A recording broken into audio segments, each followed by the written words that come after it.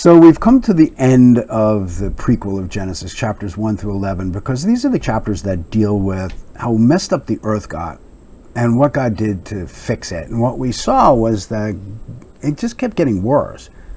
And then God would send a flood, and he started to fix it again, but the problem of sin was on the inside, and it didn't go away. And so even though God was gracious, it still got messed up. And yet God was still working, and God was still gracious, and God was starting to unveil a plan.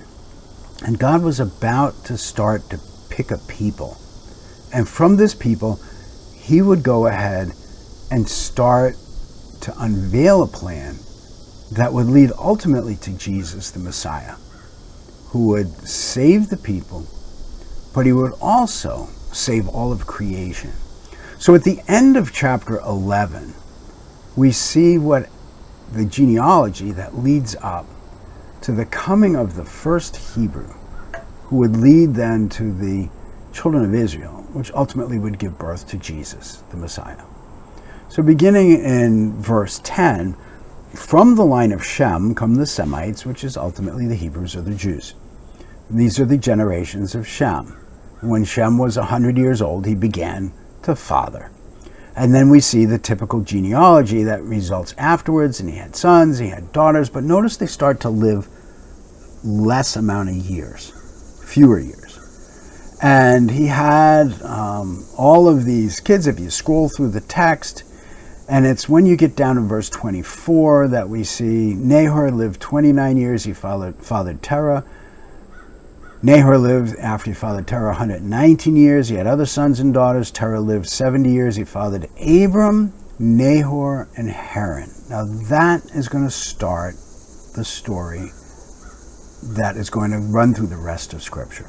Verse 27, these are the generations of Terah. Now, you know it's a textual marker in Genesis when you see these are the generations of. And Terah fathered Abram, Nahor, and Haran. Haran fathered Lot. He's going to become important to the story and ultimately to Sodom and Gomorrah and the story of Abraham. Haran died in the presence of his father Terah in the land of the kindred in Ur of the Chaldeans. That's going to be Abraham's hometown. That's modern day Iraq, by the way, by the Tigris and Euphrates rivers. Abram and Nahor took wives. The name of Abram's wife was Sarai. The name of Nahor's wife was Milcah, and the daughter of Haran, the father of Milcah and Iscah. Now Sarai was barren. That's going to be a recurring theme throughout the rest of Genesis. These women that are barren are all of a sudden miraculously going to have children, as God's going to open their wombs to show that he's divinely directing a lineage. Through ultimately he will bring the Messiah. Sarah was barren, she had no child. Verse 31, Terah took Abram, his son, Lot, the son of Haran, his grandson, and Sarai, his daughter-in-law, his son Abram's wife, and they went forth together from Ur of the Chaldeans to go to the land of Canaan.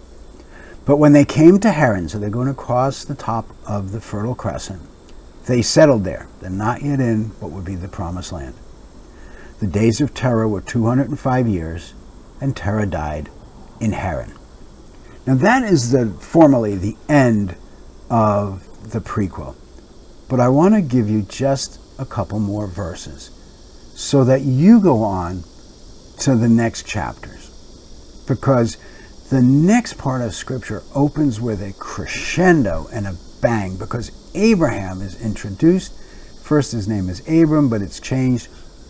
And he will change the world to this day. Chapter 12. Now the Lord said to Abram, go from your country, from your kindred, your father's house, to the land that I will show you.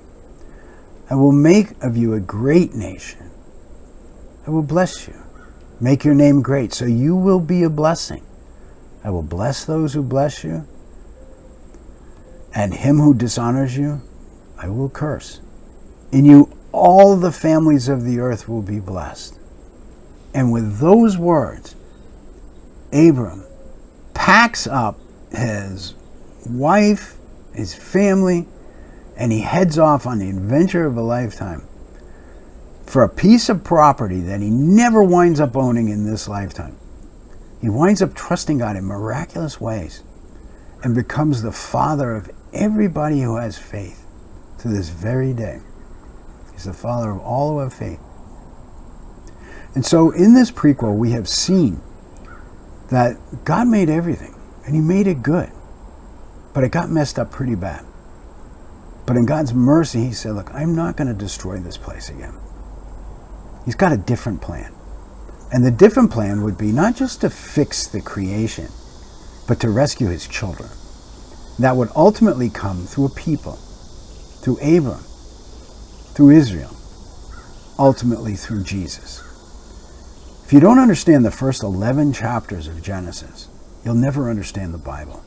To encourage you every day to read it, finish Genesis. We'll do a series on the rest of Genesis as well.